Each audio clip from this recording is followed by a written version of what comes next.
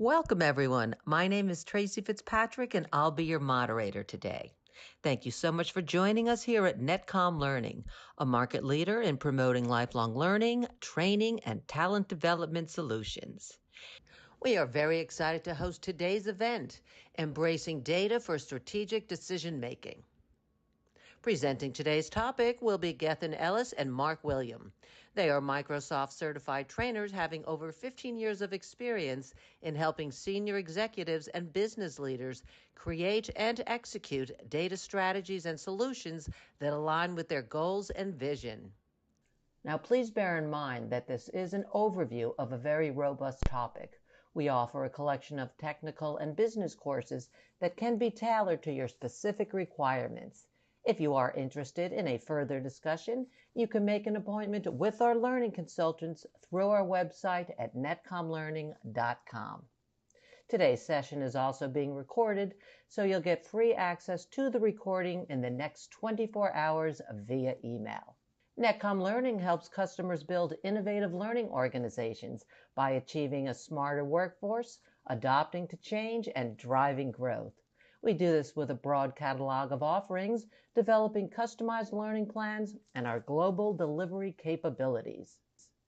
Since 1998, we have been empowering organizations with our managed learning services to help them reach optimal performance results and address challenges. We do have 9 practice areas in which we specialize.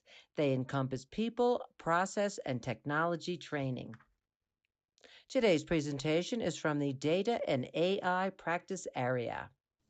Netcom Learning offers a comprehensive training portfolio of courses for the topic being covered today.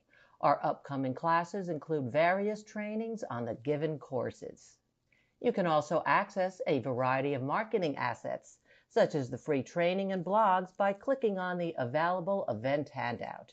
These offerings can be found with a simple search on our website at netcomlearning.com. Today's session will cover the power of data-driven decision-making to make informed and strategic choices along with actionable strategies that can boost accuracy, efficiency, and gain a competitive edge in today's dynamic business landscape. In addition, participants will get guidance on effectively preparing for the DP 900 certification course and exam in today's session. And now I would like to give you a quick overview of the logistics before we get started. To begin with, you do have the option to view in full screen by clicking on the full screen button on the right side of the GoToWebinar viewer. Simply hit the escape key to exit the full screen. Everyone has been muted except for our presenters. Feel free to submit any questions you have for the presenters here in the questions pane, and we will address them at the end of the session. And to get the best out of today's events, we've included the slides, courses we talk about, and marketing assets in the handout section of your GoToWebinar viewer. You may refer to them at any time to get a better understanding of today's topic. And we do realize that some of you may have to leave early and want to let you know that as you do leave the session today, you will be presented with a short survey. We would like to request for you to take a quick moment to participate in that survey. Your feedback really helps us understand your learning experience and improve our future sessions for you. The survey answers are measured on a scale of 1 to 5, 5 representing outstanding and 1 representing poor. And now I'd like to pass this over to our trainer to present today's topic. Hey, Gethin and Mark, thank you so much for joining us today. Hello, everybody. Welcome to this Embracing Data for Strategic Decision Making webinar. Now, this is all about data, and some people refer to data as being the new gold. We don't think of data as being the new gold. We think of it more as being it's a bit like oil. It's a very valuable commodity. If it goes through a refining process where you turn it into information, then it becomes something valuable. When it comes out of the ground, oil is mucky and dirty and next to useless, but that refining process turns it into something very valuable indeed. Now, my name's Gethin. This talk is about embracing data for strategic decision making. And we're going to try and show you in this webinar how you can get some real value from your data. Now, our talk is more about actually people and processes than technology. I'll talk to you a little bit about the sort of tooling and architecture we can use a little bit later on. But what we're really doing here is building a data-driven culture, and how we're going to focus on that is making it work for people and making it work for the business and drive real business value. Now, there's two of us presenting this today. There's myself and there's my good friend, Mark Williams, and we're just going to give you a little bit of information about ourselves to get going. Me personally, I've been working in the Microsoft data space for about 25 years, and in that time, I've had a variety of jobs from report writer, web developer, DBA, and for the last 16 years, I've been running a small consulting and training business, which is gethinellis.com, and lately, I've partnered with Mark and the good friends at Wident to offer cost-effective solutions in areas like data platform architecture and design, data strategy, data advice, data platform upgrades, health checks, cloud migrations, and we offer Microsoft official curriculum training in the data platform stuff as well. Now, over the years, I've written several books. The latest one is called Building a Data-Driven Culture, and it's available on Amazon as a Kindle and print version of the book that I co-authored with Mark. And from this book, we have derived a workshop that you might be interested in, and we'll give you some more information about that as we go along. But that's a little bit about me. If you hit me up on LinkedIn, if you want to make a connection, that's absolutely fine. I've had various awards over the years. I'm a Microsoft certified trainer, and I'm a Microsoft MVP. That's a little bit about me. I'll just pass over to Mark and let him introduce himself. Thanks very much, Gethin. And I won't repeat any of the things that Gethin has said about us working together, but just simply know herein that I've been delivering data and customer-centric change now for probably 35 years, something like that. I've had a variety of positions at the coalface and also at executive and non-executive role levels, and I've worked in a variety of industries where data at the end of the day has been at the heart of those organizations. So hopefully I've got something of offer to offer you guys out here in this seminar. Thank you, Mark. Okay, let me just click over one. Okay, so you're attending this webinar about you're getting strategic value from your data. You might have established some things. So these are just some questions that we often get asked, like, or we'd possibly ask you if we were doing a consultancy engagement. Have you hit any sort of roadblocks when it comes to establishing a data-driven culture in your organization? Have you encountered any challenges, particularly in senior leadership, and getting that support and buy-in for your data-driven initiatives? What other resistance have you encountered? Have you got good governance in place? Has that impacted on your progress? Has your organization got a data-driven mindset? And if it hasn't, has it hindered your ability to meet its goals? And then we get down to things like infrastructure. Have you got the right infrastructure in place affecting your ability to make informed decisions? Now, in this webinar, we're going to talk about, excuse me, we're going to talk about what data can do for your business first up. We'll talk a little bit about the challenges a data-driven culture can bring, or fostering a data-driven culture can bring. We'll talk to you and give you some strategies for overcoming those, and we'll talk about what you need to build a data-driven culture, which is the focus of the workshop that is following on from the end of this webinar. We're going to talk about the vision and roadmap. We're going to talk about skills, literacy, and resources, and Mark will be talking to you a little bit about those. I will then mention sort of architecture and tooling towards the end, and we've got some really good examples for you as well. Now, I like to turn our webinars into a bit of a story, so I'm going to introduce you to Berry Wand. Now, Berry's career and background is in technology. Over the years, she's been a DBA, a consultant, a trainer. She's gained lots of experience, and through that experience, she's realised the value data can bring for an organisation. Now, the next step in Berry's career path is to move into a leadership role, and she's keen to do this so she can affect how data can significantly influence a business or organisation. Now, it's important to state here, Berry is a figment of my imagination, right? The issues she encounters, though, they are real life problems that you may be experiencing or have experienced in the past, and hopefully they resonate with you. But all characters and organisations in this presentation are fictional. Now, Berry is feeling excited. It's the summer of 2021, so just over 2 years ago, and she's just secured her first role as the Chief Data Officer for a police force in the UK. Now, for those of you who don't know, a Chief Data Officer is a senior executive who has responsibility for overseeing the management and governance of an organisation's data assets. And in lots of organisations, this role of CDO has become increasingly important as organisations, they've come to recognise the value of data and the value it can bring to a business. They're basically seen it as a strategic asset. This is true for both businesses, large and small, and whether they're in the public or private sectors alike. Now, as the CDO, Chief Data Officer for a leading police force, Berry's responsibility was creating this data-driven corporate culture. Now, she thinks she's got all the tools that can make this happen. She was appointed by Graham. Graham is the Assistant Chief Constable for a police force. Now, for those of you that don't know police ranking in the UK, that means Graham is sort of deputy in charge of the entire force. So he's kind of like the Chief Operating Officer. And he has this vision for the force for the next 5 to 10 years where it's going to become data-driven, and Berry's appointment is the sort of first building blocks being put in place to support that journey and make it happen. Berry, she thinks she has a vision, but she needs some help in that implementation and delivering against that vision that adds value to the business. So there's still lots to be worked out.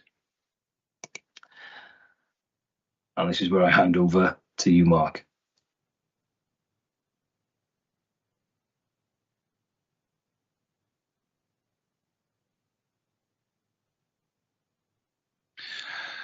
Thank you very much, Gethin. So let me just bring you up to speed then with where I'm joining this story. So I'm going to pick up with where we are. So as we've just learned from Gethin, we have the Chief Operating Officer, the Assistant Chief Constable, Graham. He's got this 5 to 10 year vision for his force to become a data-driven organisation. We've got Berry Wand. She's the first building block, if you like, in that organisational journey. But fundamentally, as the Chief Data Officer, she is in charge of building this data-driven corporate culture. Marvellous. But what does that actually mean? And if we look a little bit further out, if we say that you out there, you're helping with this delivery, you're helping to make it happen, and you're sitting there and you're hearing, we're going to create a data-driven corporate culture, maybe you're wondering, well, what exactly is the delivery? So where should we start? So let's agree some basics to begin with. Firstly, your data-driven culture and strategy should be aligned with your business goals and strategy. Because frankly, what is the point if it's not? So we'll start with what we know. We know that Berry is new, and we know that she's keen. We probably also can discern that maybe you within your organisation, you've been around for a little while. But do either of you know what you don't know? Well, you kind of know, we've just established that you don't really know what the delivery is yet. So do you? So is it more difficult than what we've done before? Is it of a similar scale than anything of what we've done before? Or how complicated is it? Have we got the right skills and experience? What kind of support might there be for us who are delivering this? And if you do think you know what your solution is, what your to-be delivery is, if you like, why do you know that? What's your evidence? What's your data for knowing what your solution is? Now, I'll put it to you like this. I think we probably all know that most people are not the same as each other, and therefore, to some degree, you can conclude that organizations are not the same. So one of the key questions here is, can it be done in your organization? Just because it's been done somewhere else before, how do you know it's going to be able to be done within your organization? Culture is a key aspect to delivery. What is that culture? Well, it can be referred to as the values, the beliefs, maybe the collective personality of that organization. It probably is how things are done in your organization, or if you like, how decisions are made. And they aren't made in the same way from one organization to the next. So organizational culture absolutely influences the way that things get done. So maybe we should start with the organizational culture. Or maybe not. How do you know that organizational culture isn't part of the problem? And secondly, if it is what you need to do, you probably know that it isn't small to change it. But what you do know is that when you want to make any change, getting buy-in to making that change is essential. And if you have got to change mindsets, it's rarely very easy. And so we're talking about here the first key principle, which is that you mustn't assume. Because if you assume, you make an ass out of you and me. So maybe we should not start with a solution. Maybe we should start with our ways of working. As we've said, agree what you do know and what you don't, and what to find out along the way. Perhaps build that belief, build that trust, gather that data, and then take a view on it. So if we move on now to the next slide of challenges, if we're not going to have a look at the organization culture as our first starting point, maybe we should be having a look at the challenges as our starting point. We've kind of got a vision, haven't we? We're building a data-driven culture, although we're not really sure what that means as yet. And in Berry's case, she knows that there's a range of problems. She is new, but she's not naive. You know, she has been around a little while in other organizations, so she's expecting some issues. And you're helping her with this delivery, so you know, you've worked in your organization for a little while, you know some things are easy and maybe some things aren't so easy. And maybe as you're listening to this, maybe start to write down a few of the things in your organization that you think might be difficult to do. But in Berry's case, and perhaps this is true in your case too, there's a fair bit of siloed data within her organization, and that's fairly commonplace. And what does that mean? That means that maybe that data is difficult to access and analyze. Maybe it's difficult to get a unified view of that data, and probably difficult to develop holistic insight around it. Could there be some data quality issues out there? Could there be incomplete data or inaccurate data? And if so, that's probably going to undermine credibility in data-driven decision making. It's going to be difficult to build that trust. I'd also like to talk to you here in this area of data quality about data control. Now, the police, just like other organizations, they have essentially national line of business applications, if you like, national databases where the use of this database is mandated. Now, in their case, it's things like command and control and custody and case and so on. But in your case, it probably won't be those things necessarily, but it'll be something similar. But the point I'm trying to get to here with this is that in her police force, she doesn't own that critical data, yet actually it's a major influence on the outcomes. Now, what about data literacy? So is a basic level of data literacy required? Well, probably. And Gartner certainly say that data literacy is the second biggest roadblock to CDO success. So let me put it like this to you. There's probably a fair few of us, and I include myself in this, that don't know what we don't know about things like Microsoft Word and Excel. We just know what we've always used forever and a day. So how do we know about analysing and interpreting data, things that are perhaps a little bit new to us? So help with literacy is almost certainly needed. And frankly, in Berry's case, her, let's call them old-fashioned police officers, are not really renowned for their data skills. I'd also like to talk a little bit about security and privacy, though. Now, we all know, don't we, that this area is pretty important, and knowing that the right safeguards are in place is pretty important. But in the context of building a data-driven culture or building a data-driven vision, what does that mean? So on the one hand, could building your data-driven vision here mean keeping your personal data safe? Or could it mean getting the most value out of that data? And are those things mutually exclusive? And we obviously then fall into the question of what is sensitive data, and maybe that sensitive data needs some Chinese walls in it. But thinking about this from another angle, even if you don't think about personal data, will your exec think that some things are highly confidential, mustn't be shown outside of your organization? And what if your information protection policies are too strict, or non-existent, or simply not understood? The very data you might want, you can't get at. And then I'd pose you the question, but based on whether you're building a data-driven culture is about protecting your data or indeed getting the most value from this, whose problem is that to solve? What you probably know is that there's going to be some limited resources to throw at this. Frankly, how do I know that? Well, what significant organizational change doesn't require significant resources? So you probably will need some investment in technology and training and data governance and so on and so forth.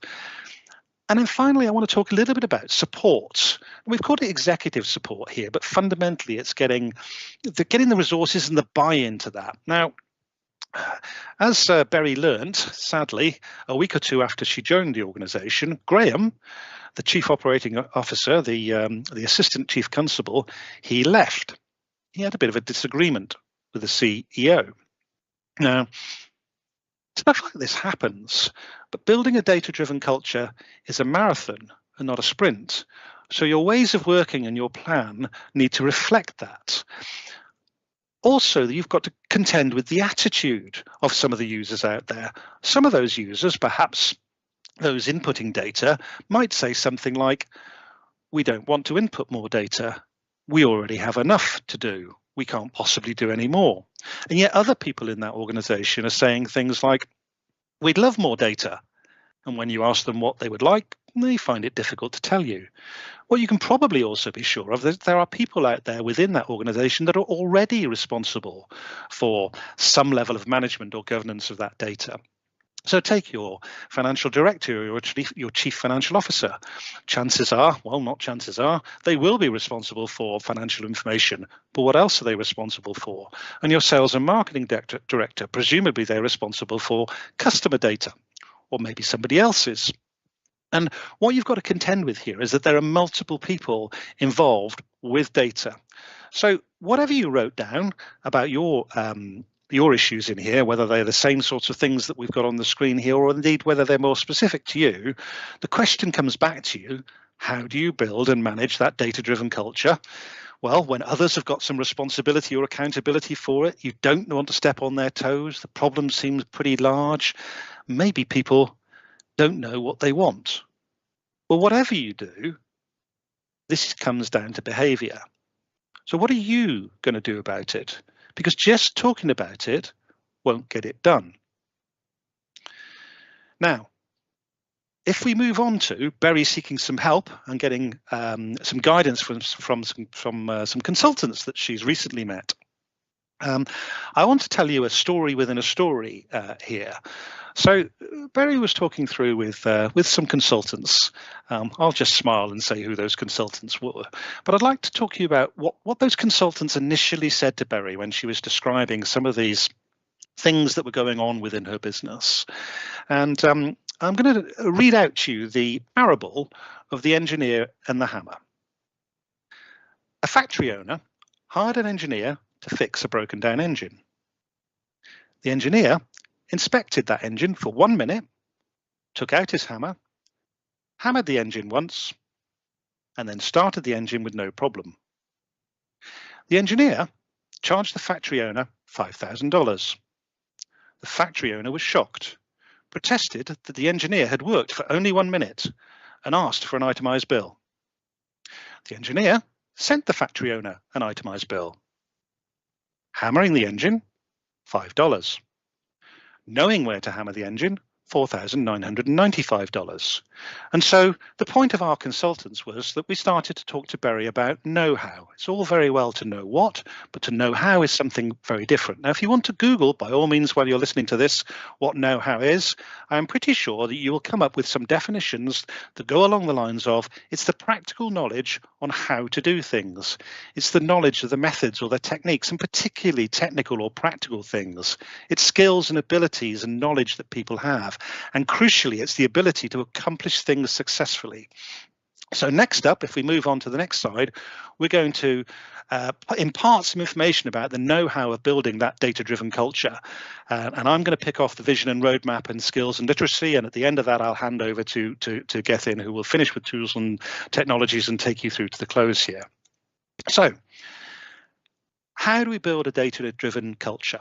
Well, one of the first things that we would say to you is that you need both method and behavior. So you need a framework and you need some behavior associated with that framework. So on the left-hand side of this screen here, we have a framework. Now, hopefully that framework is pretty simple. It's pretty easy to use. Maybe it's so obvious that you don't even realize it's a framework. Let's go through it. You need an idea. You need a vision. You need some agreement about that. You need to know that you've got the right skills and they're available to you. You need to know that you've got some benefits and they're worth doing, and that there are sufficient resources and able to get this done, and it fits within your culture, and you take appropriate actions to make all of that happen, and you get to some outcomes. But you need some behavior associated with that, because this is about being data-driven. So actually, on the right-hand side of that screen, others have called this the ultimate success formula. And it's actually just a slight variation on Professor W. Edwards Deming, who was the father of quality, in his plan, do, check, act method. And we've added in clarity for that. So if we take those two things together, with the right know-how, you need to plan, workshop out what your vision might be. Do something, preferably small scale, to prove that concept. Check those results. What needs amending?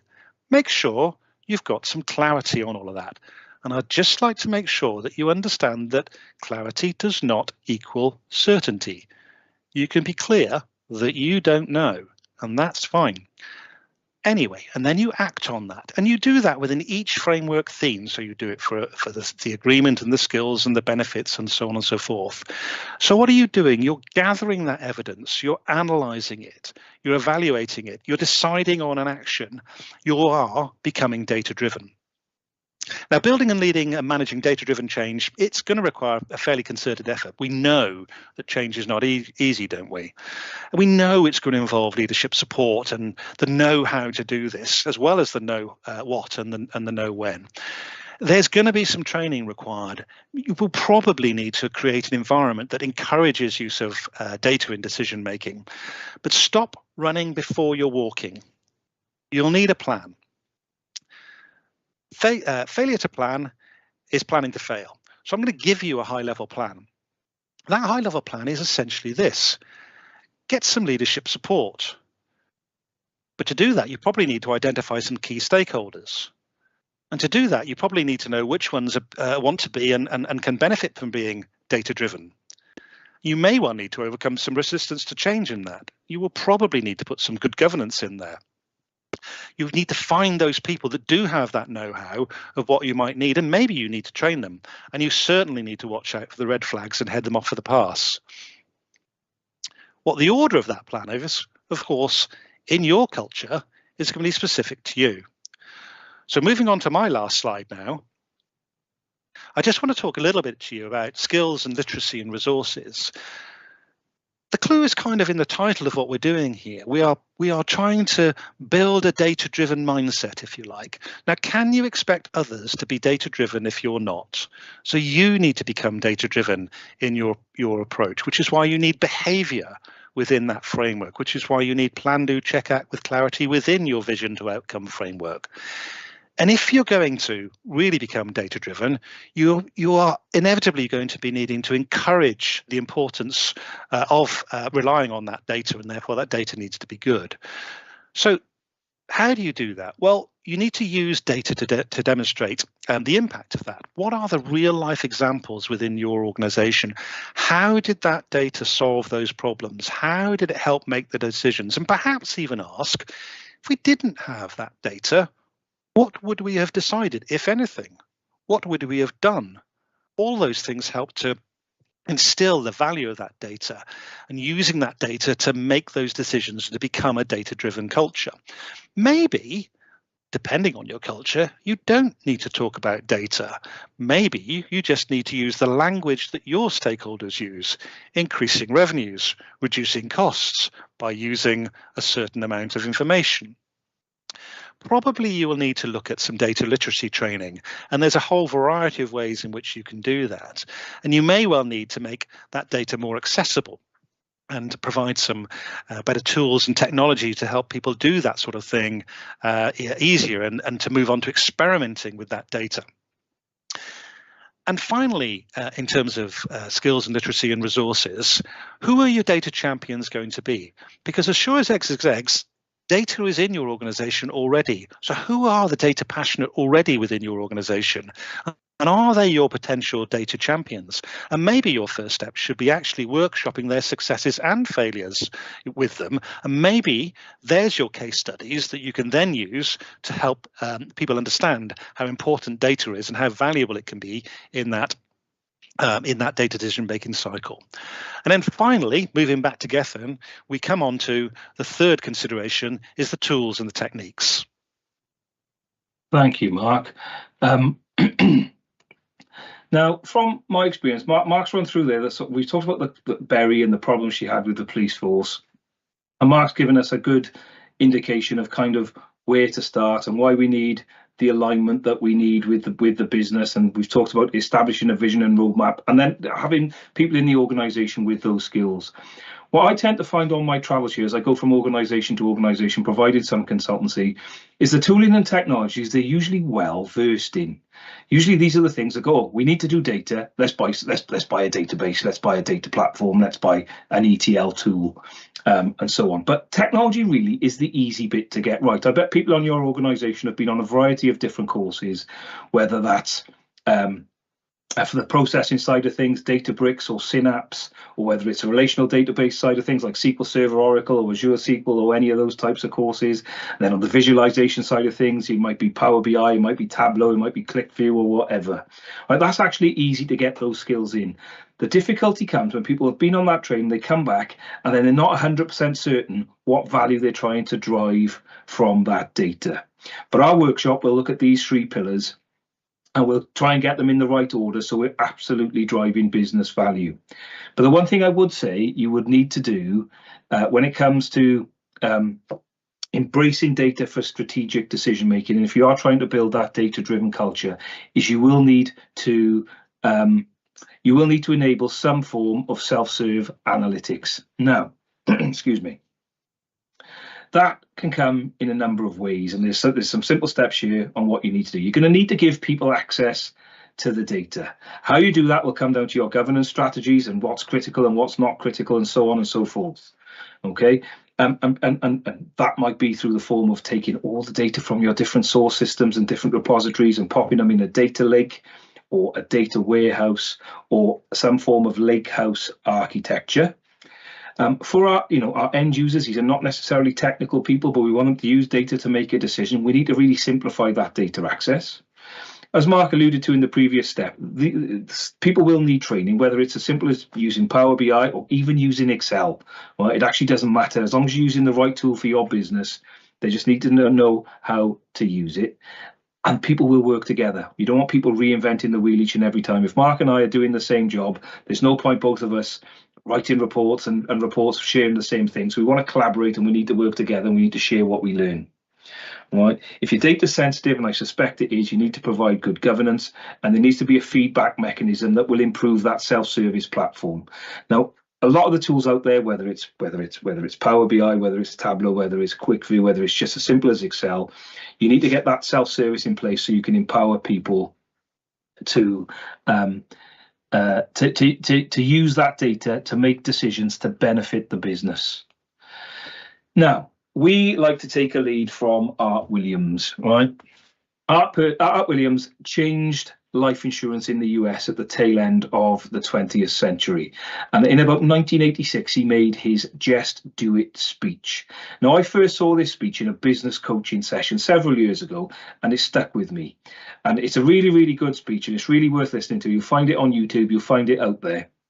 But you can definitely apply what he talks about when it comes to making and delivering change in business in the 1980s to building a data culture today.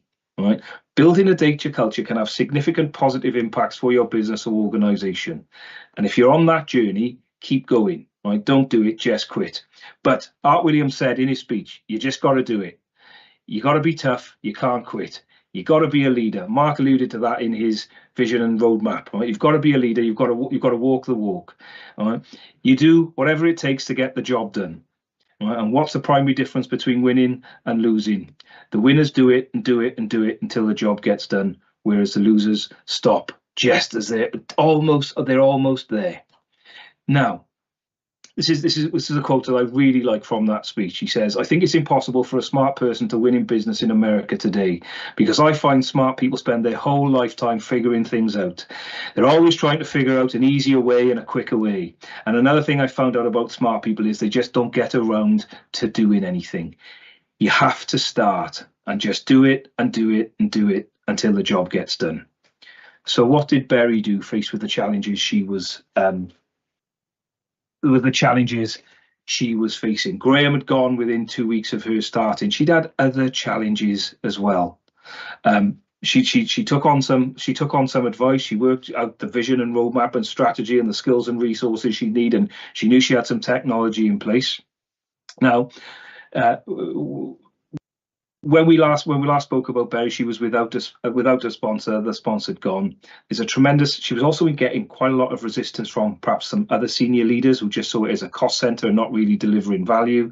She had a lot of siloed data, and the quality of that data was pretty bad. But she didn't quit. All right. When her sponsor left, she got moved. She got put into look after the reports. Right.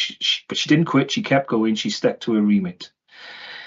Now, so Berry's now embracing her inner Art Williams. She went and found a new sponsor.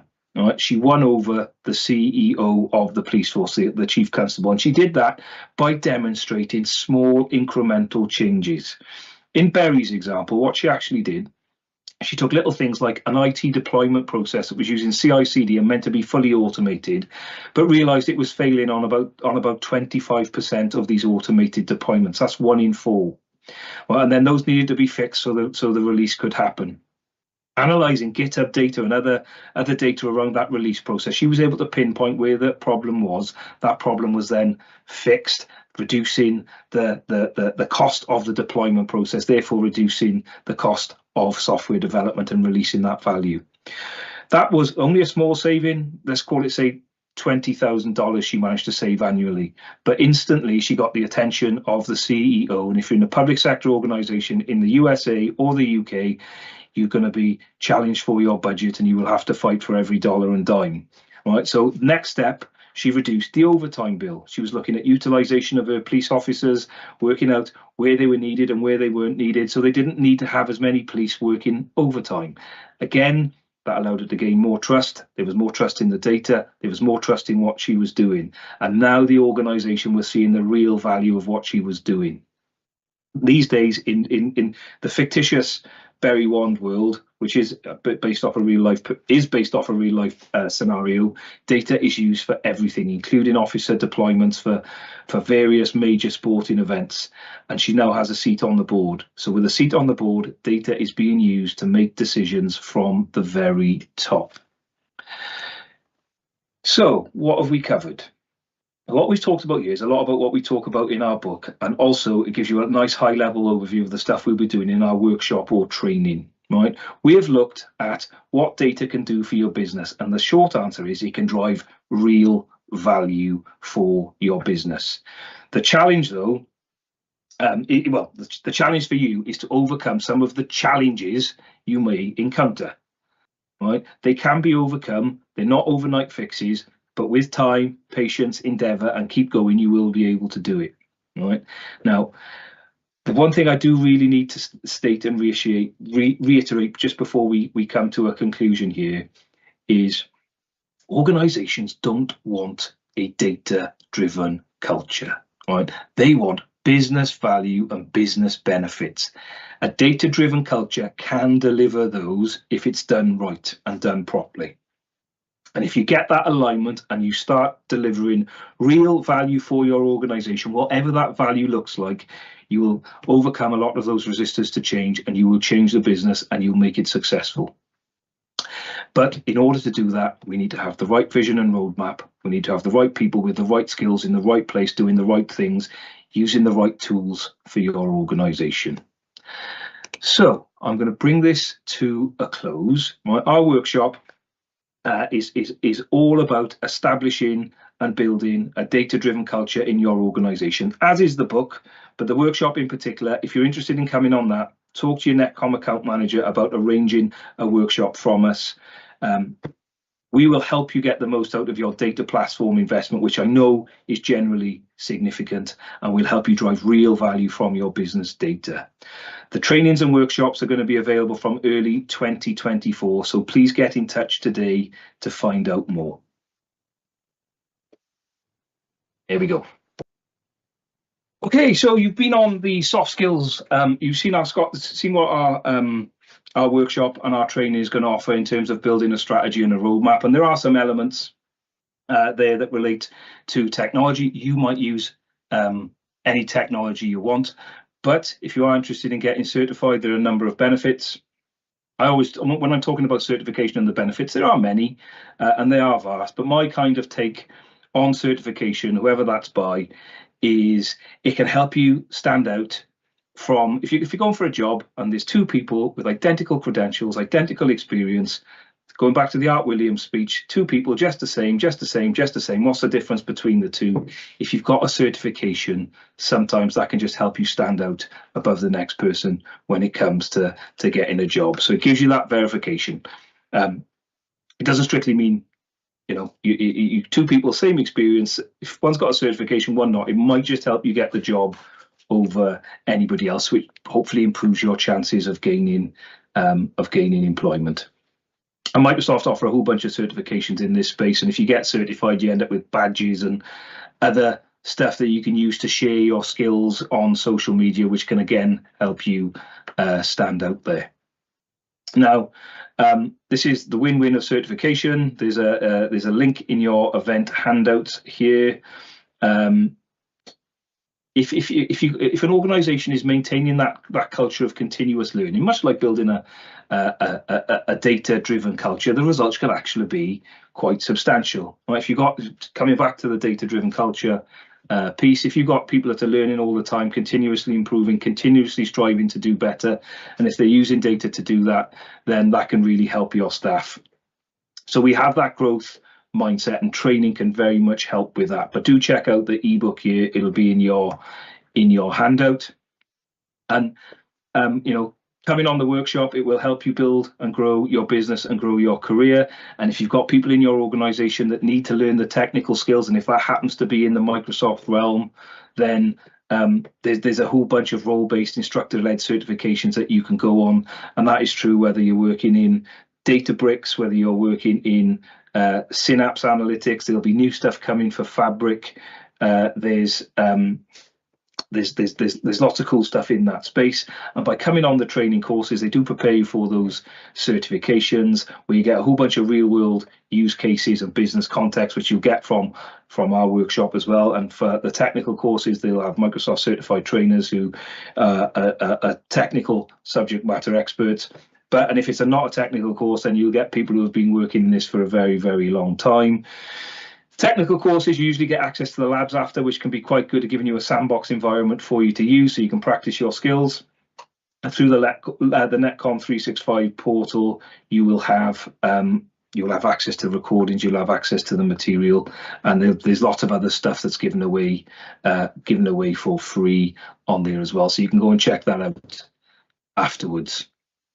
If you happen to get certified, they will need renewing. Microsoft certifications need renewing on a yearly basis. However, there's no cost for those renewals. It's a simple test that you take.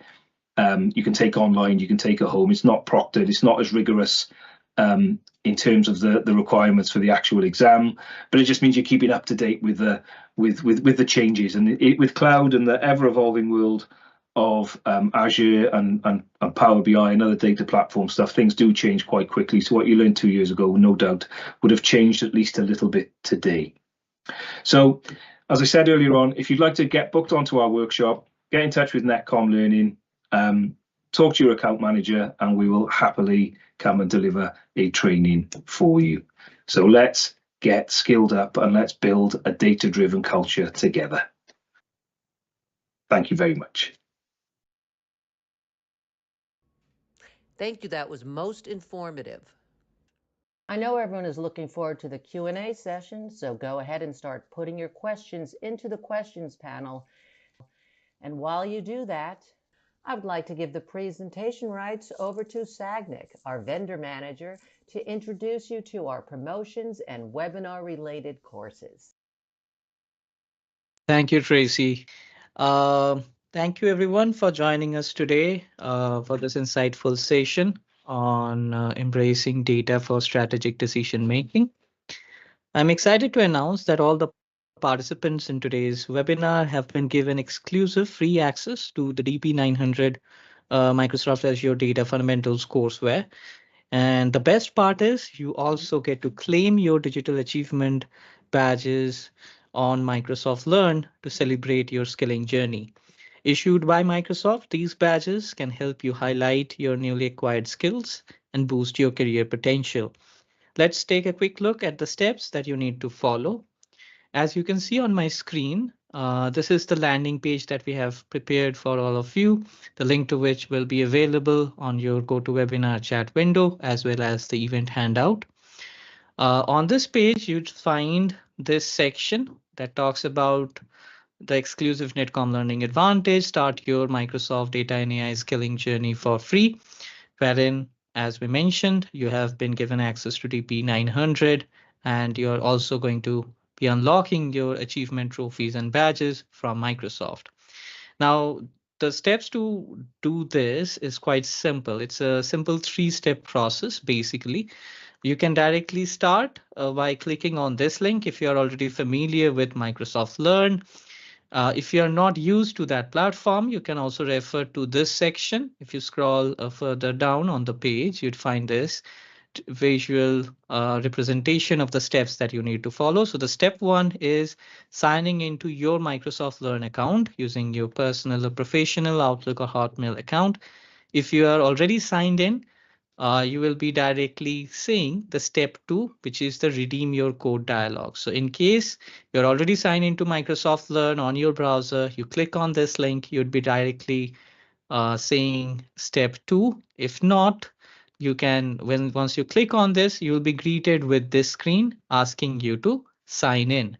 You have to use your credentials to sign in. If you don't have an existing Microsoft account, it's also super easy. All you need to do is just click on this create one option, which is followed by the no account question right below the sign in credential prompt.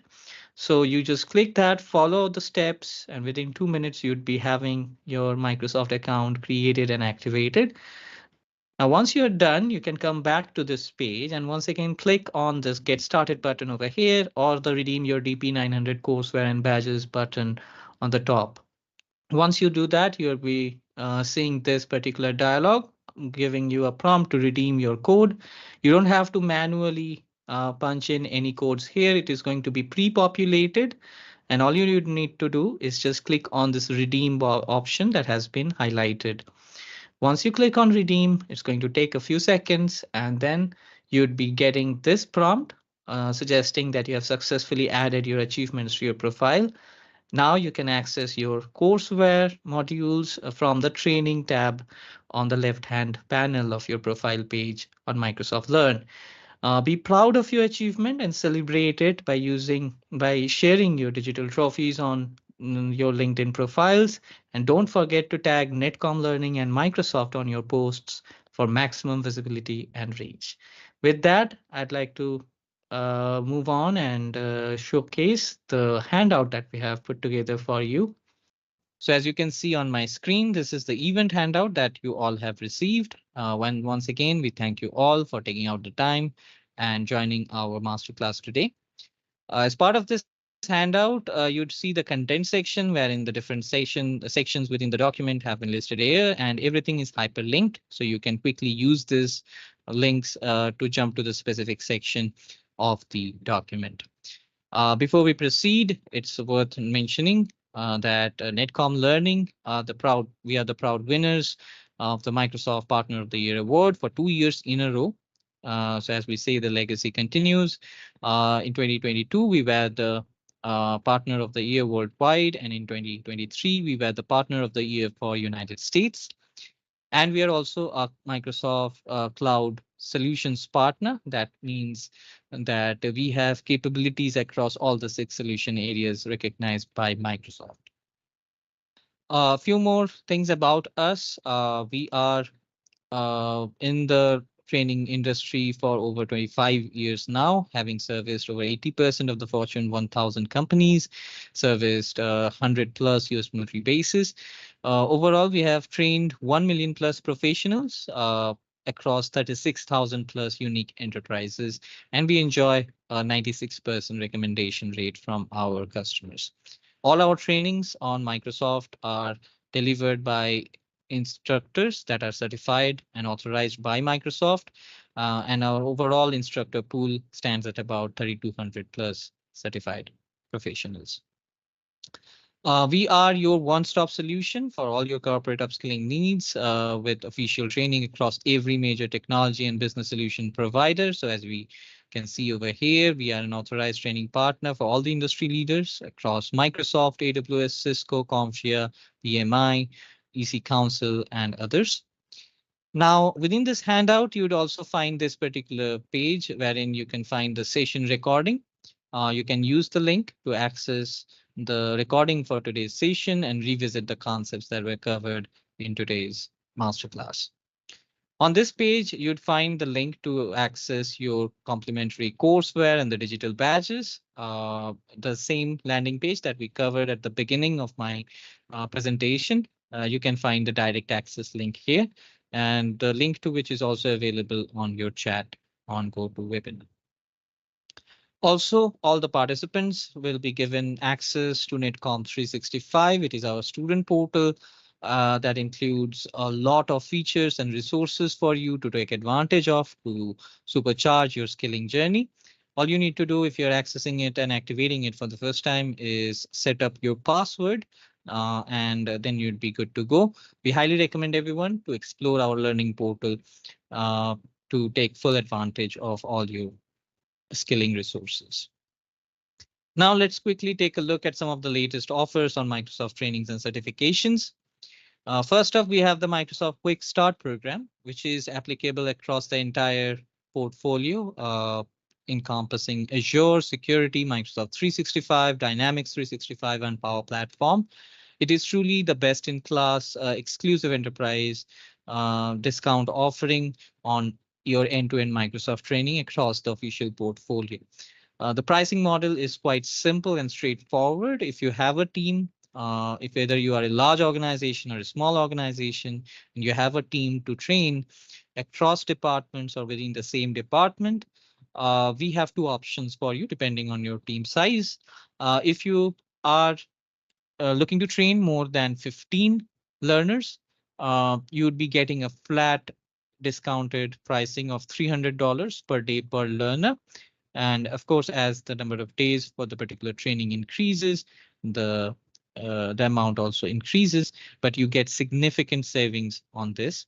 If you are having a smaller team that is 14 learners or less, then you still are entitled to a $400 discounted flat pricing per day per learner. This really accounts to huge savings when it comes to large scale training. So we highly recommend everyone to get in touch with us, explore the offering by clicking on the link provided in this handout.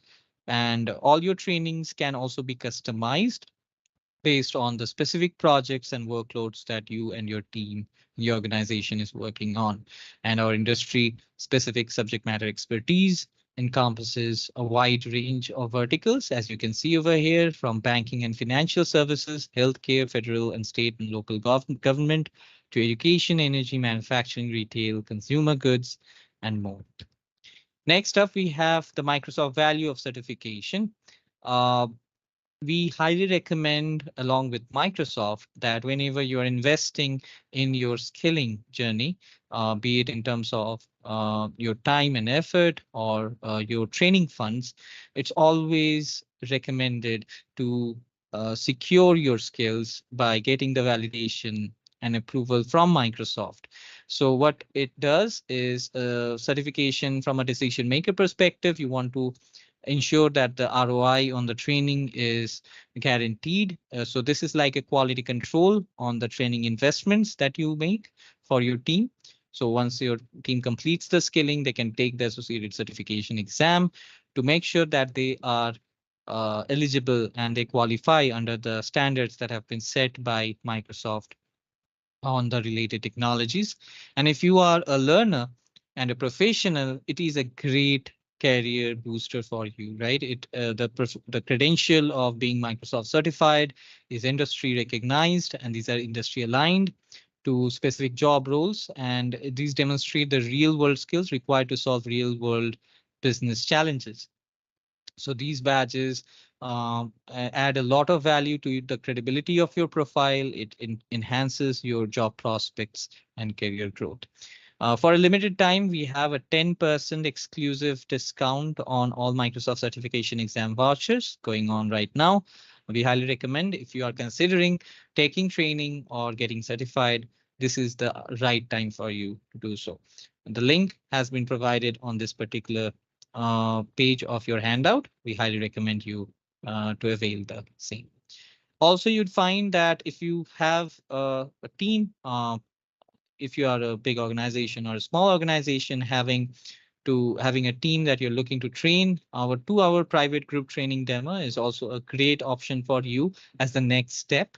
It is free of cost, as we say, you can see over here, and it is customizable as per your needs.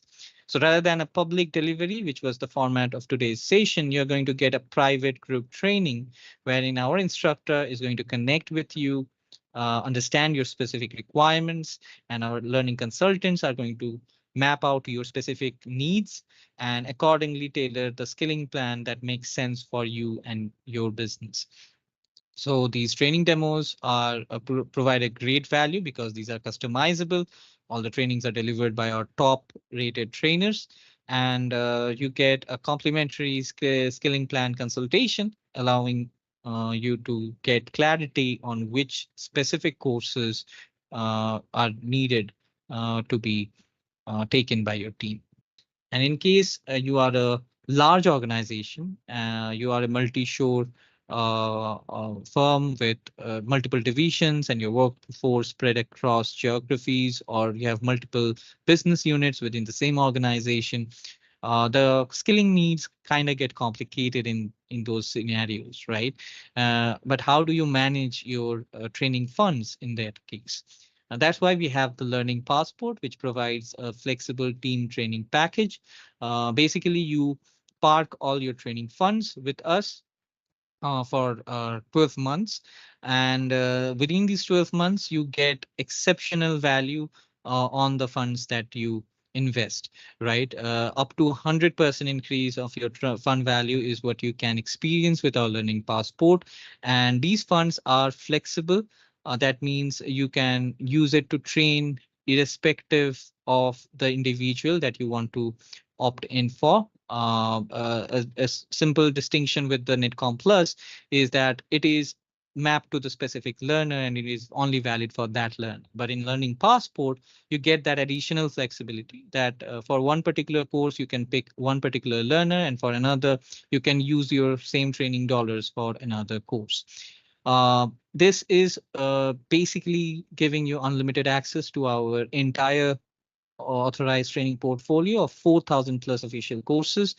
So we highly recommend you to check this out if you have such skilling requirements, especially keeping in mind that the end of the year is coming, and we are aware that organizations need to finalize their training budgets. If they don't use it, they kind of lose it.